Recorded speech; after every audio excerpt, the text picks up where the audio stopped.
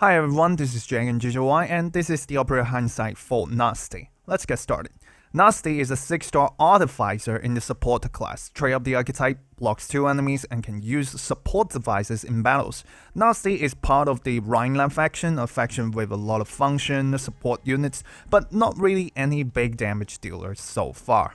Here's a breakdown of Nasti's kit. She's a utility support whose effectiveness is affected by terrain, and overall she's a countermeasure type of character, or to a certain extent you can take that as quote-unquote niche. So looking across the kit, she offers a lot of defensive and survival bonuses, including Sanctuary, Defense, Barrier, and Max HP boosts. She also provides SP-related buffs, and perhaps most notably for most players, the ability to build a ranged tower on low ground that offers consistent attack boost, which is the only offensive bonus in her kit. So overall, the key feature of Nasti is 1. Timed burst SP charging and barrier, cycle and sustain 2 in 1. 2. Building a range tower at a designated location for specific strategies. Nasti's Talent 1 can carry 3 support devices and can deploy up to 2 with different effects depending on her skill. Talent 2 gains 10% Sanctuary for herself, 12% at potential 5. After a ranged enemy appears, that effect instead changes to granting herself and all ranged operators 15% Sanctuary, 18% at potential 5, and 1 SP every 6 seconds. So for Talent 1, nothing particular, the good old generic archetype definer. For Nasti, she can have both devices stacked on the same target for all of her skills to get double the effect. For the bonuses, with Talent 2, the stronger buff will persist after a ranged enemy appears, even after they are defeated, so it's a very easy to trigger and consistent buff. Note that Nasti needs to be on field when that enemy appears, and she needs to stay on the field to keep it active. After the effect is active, a star updraft visual kill will play on all the operator affected. When the talent says ranged operators, it refers to operators that can be deployed on a ranged tile, so when these operators are deployed on a melee tile, that effect still applies. Overall, a good and easy to trigger survival bonus, although for ranged operators and herself only. But if you happen to also have Shu or Haruka in your team, the lower Sanctuary number in this talent could be easily overridden by them. For the SP buff, it's better than nothing but just moderate at plus 0.167 SP per second, which is like half of Telopsis. At least it helps with her own cycle. Nasti comes with her module Artificer X. Trait update increases the max number of support devices that can be held by 1, so that's 4 in stock max, and reduces their DP costs. So for skill 1 and 2, it's by 2, and 3 for skill 3. Talent update goes to Talent 1. New effect, the deployment cost of the first device deployed is decreased by 3, and each device can combine effects with other devices in its attack range. What that means is that instead of pointing both devices at the recipient when you need a double effect, you can instead point one towards another device and have that device point to the operator. Base effect is an important function update to improve the long-time functioning of Nasti. Notably with skill 2 where she is expected to have less and less devices to work with over time.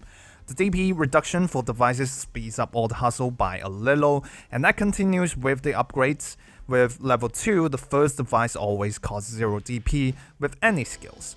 The device connecting at level 3 is a very QOL feature. Usually when you need both devices on the same operator, you'll need at least 2 tiles available adjacent to that tile, which oftentimes may not be realistic, especially when you may want other operators on the adjacent tile instead of a dumb device.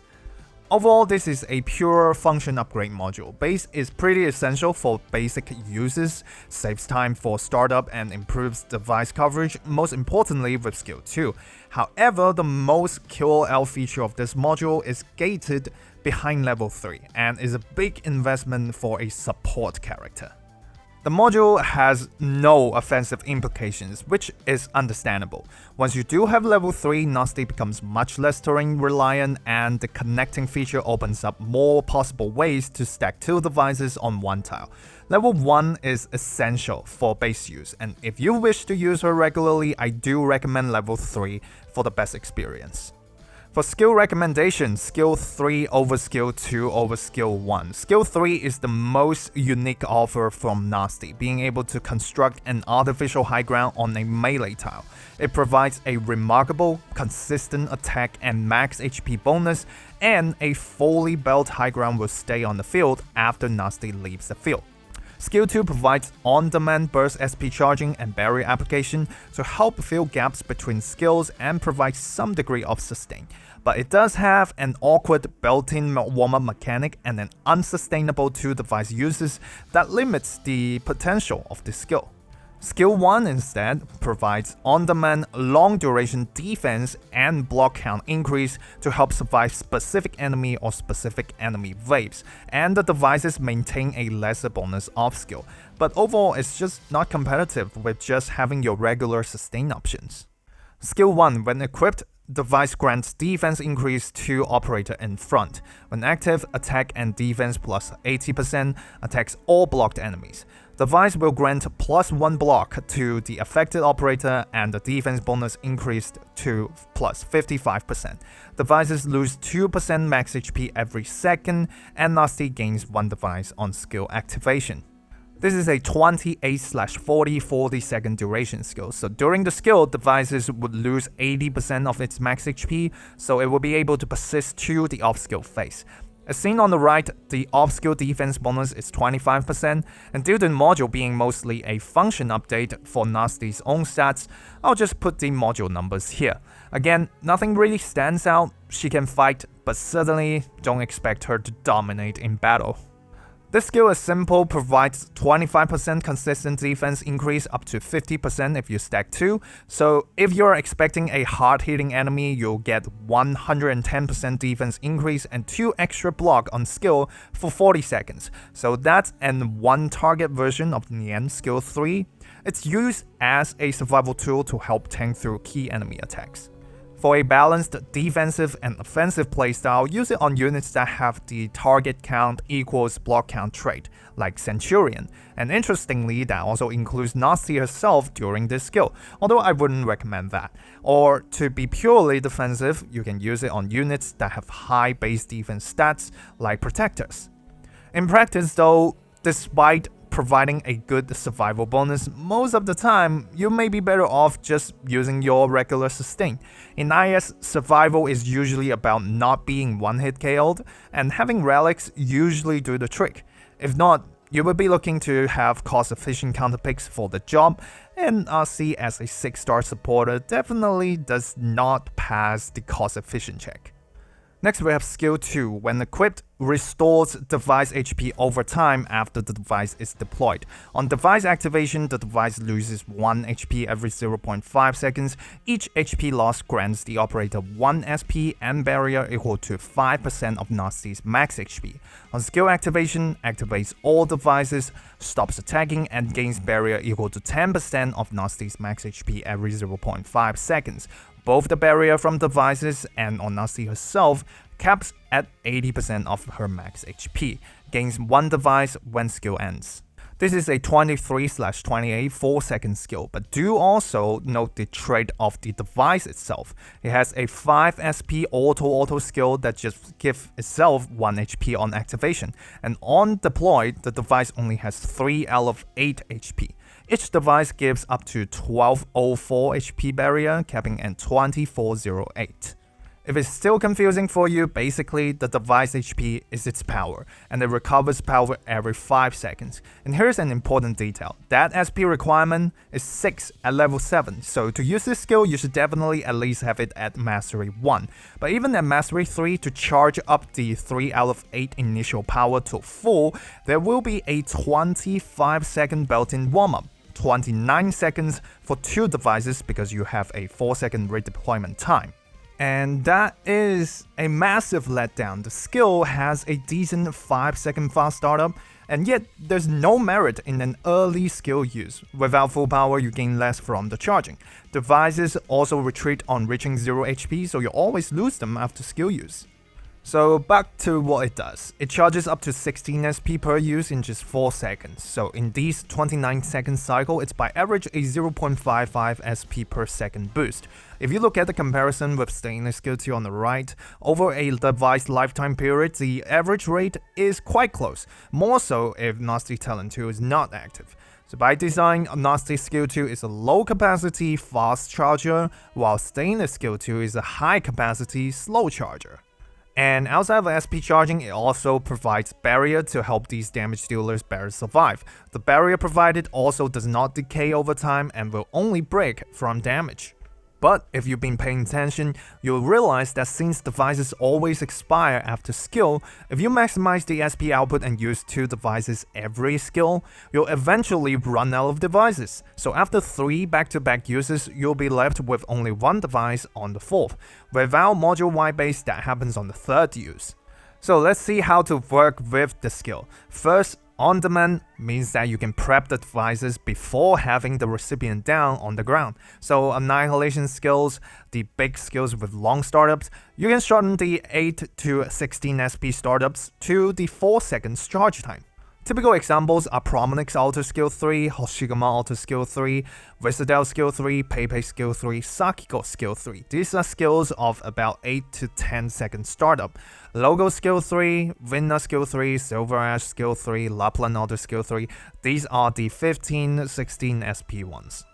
Or you can use it to charge short cycle skills to make back-to-back uses possible. This could be skills that has low SP requirement but gated by offensive or defensive recovery, like Monster Skill 3, Executor Alter Skill 2, and Pattern Skill 3. Skills that provides long crowd control but on a short cooldown, like Vulpes Folia Skill 3, TT Skill 2, who's coming up next month, and Angelina Ascalon Skill 2s.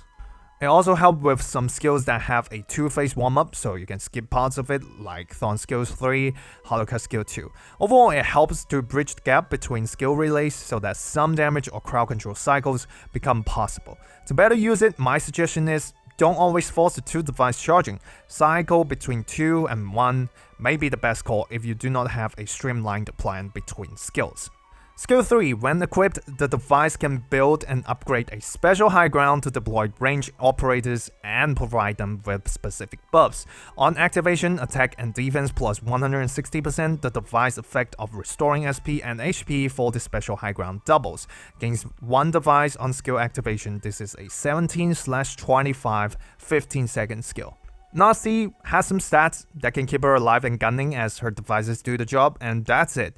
The key part is still the summon stats and properties. The numbers above are for the high ground because obviously the device form doesn't take damage. So as a device, it spawns a high ground if there's not already one, recovers 1% HP for it at the cost of 2% for itself, and grants 1 SP to the building progress. These are doubled during Nasti's skill.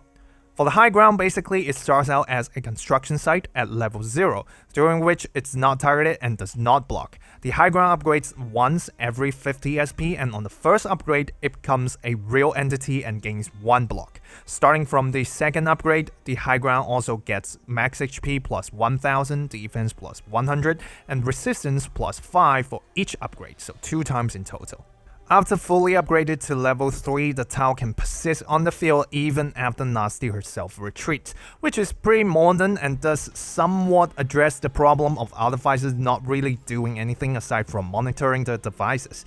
More importantly, the high ground provides 20% increase to attack and max HP for operators deployed on it with each level, so that's a consistent 60% attack and max HP increase, which is not bad at all.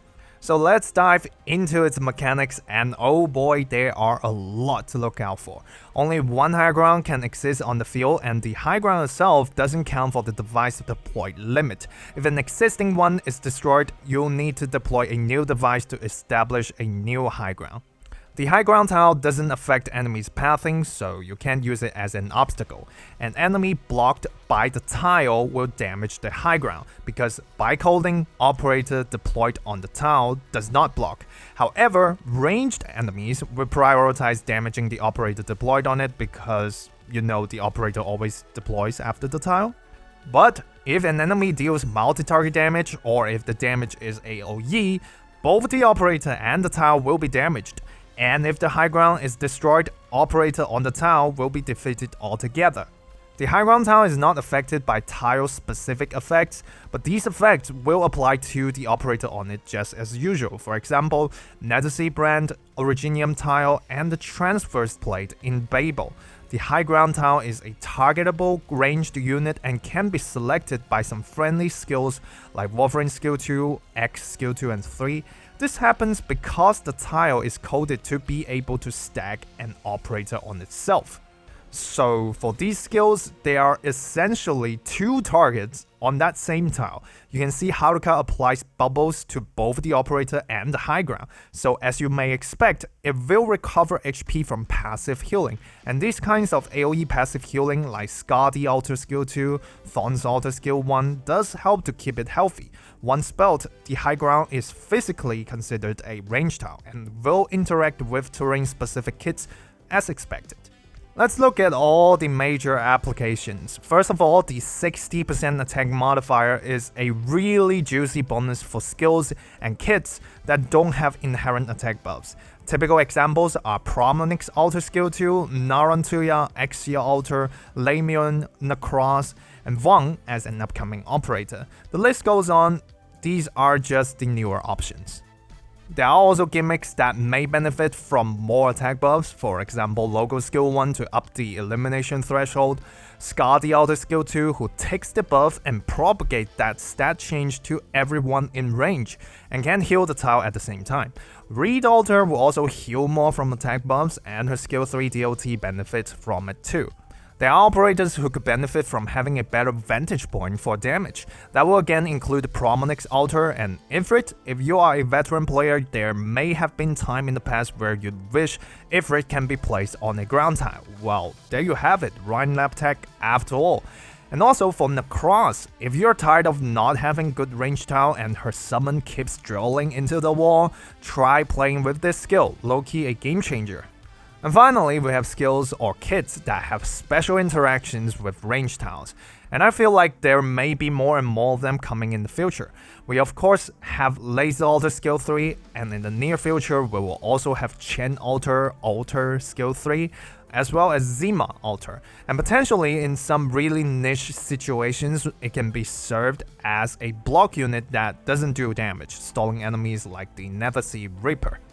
These are the offensive ones. I'd say max HP increase is also a great and underrated survival bonus that can help Screechies better survive one-hit KOs. But I guess in some way you also have to face the possibility of the range tile collapsing from enemy damage, which is a different way to have that operator defeated. But that leads us to its limitations. So first of all, this is not an artificial range tile in RA, which you can use straight away for 5 DP. Instead, you'll have to pay for the entrance fee, which is the DP and time needed to first buy Nasti and her devices. On the right, there are time needed from deploying Nasti to the range tile belt and upgrade it. To deploy an operator, you'll need 18 seconds. To get it fully upgraded for Nasti to retreat, you'll need 53 seconds. And if you're building a tile for skills like Promenix Alter skill 2, you're expending more efforts just to go AFK, which is conflicting on its own, to the point that you may question yourself if it would be the same outcome if I just leave her on a natural range tile. And even though you can retreat Nasti afterwards, you also lose the supposed sustain for the high ground, which is a decision that may eventually you still need to be worried about. And the last episode, I do read comments that Promenix works with Nasti skill 3 well, and I definitely agree with that. But from the perspective of analyzing Nasti, the cold hard fact here is that Nasti skill 3 could see uses because of Promenix, yes, but Promenix doesn't really need Nasti to thrive. Although not to a massive extent, the skill is still stage dependent. Not all stages are completely out of optimal range tiles. In those cases, forcing the high ground build is a counter game experience. On top of that, not all the sites for your high ground have optimal placement for devices. Sometimes you may be looking at isolated tiles or only one possible device deployment. But in the end, I think it's just lacking the game-changing factor. To get that new gameplay possibility and consistent buff, you need to go out of your way of comfort, spending 1 deployment slot, 4 total tiles to set up for it. And I think not everyone buys that for what she offers. And in fact, sometimes you may as well just use your usual go-to buff providers. In hindsight, Nasti is a utility support that offers mostly sustained NSP boosts and a unique gimmick that creates new positioning possibilities. The sustained boosts are okay, but honestly lack practical applications. The SP regen and on-demand burst SP charge helps to bridge significant gaps between skills. And most uniquely, her artificial high ground opens up new positioning strategies with a decent offensive and sustained boost to the operator. However, her limitations are clear too. As a support, her cost and her impact is limited, which kinda is an archetype thing, but just overall she still lacks the game-changing impact to really justify the extra effort and time needed to integrate her into a run. And at the end of the day, whether or not her kit is needed in the first place is dependent on context. I guess that's what you expect from a countermeasure-based character.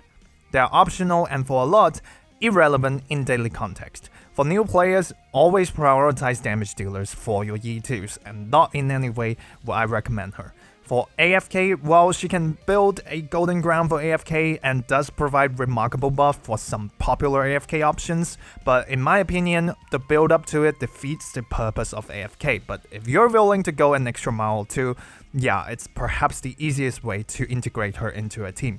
For veteran players, well, you're free to mess around, and altering terrain outside of RA is a new gameplay experience. And Skill 3 does provide a lot of interesting combos, like building a cave-in for Lace Altar. These are available now and more are coming up. And just like how many kits that came after Stainless have some degree of synergy with him, I predict that it would be a similar case for Nasti. Now for Advanced, which is where Nasti is expected to really shine, there's a matter of when. It's definitely not in IS though, at least not now. Picking her among all the popular supporters is not realistic for what she offers. Her artificial high ground plus an operator on it is 2 units in 1 tile and can mess up the higher 6 ending to stomp targeting. As a countermeasure, at least for survival, she's not as cost efficient and easy to use as the 5-star options. Shamale, Catherine, Waifu, Rose Salt, these are all cheaper options that you can draft without influencing the hope reserved for key picks, not to mention that her functions can partly be achieved by collecting relics and buffs. With all that said, she does hold a relicless record in IS5 difficulty 18 emergency regular army with Tragodia and Mantra. I'll link the video below because I think this is the best material so far that shows how exactly does the skill 2 help with skill relays. It's also fantastically done and made use of every single bit of each operator's kit. Strongly recommend giving it a watch. Nothing much to say about Stronghold Protocol, she's pretty much unusable with her mechanics. In RA, what she offers are basically everywhere in the game mode in the form of provisions and constructs. So no way you're picking her when you usually only have 6 members. Finally, for debuff contents, both Skill 2 and Skill 3 has viable applications, and she does have the chance to be the one and only countermeasure with the right stage, right enemy, and right risk. Again, the problem is just when. Well, that's all for the episode. Thank you all for watching. I hope you get something out of it. And start saving for the future starting now, because based on CN schedule, in 6 months, we'll be getting back-to-back limited units with Monster Hunter Collab 1.0 making a return as well. So click for Yato Alter Not Havers. Be sure to leave a like and subscribe. I'll see you all in the next video. Bye bye.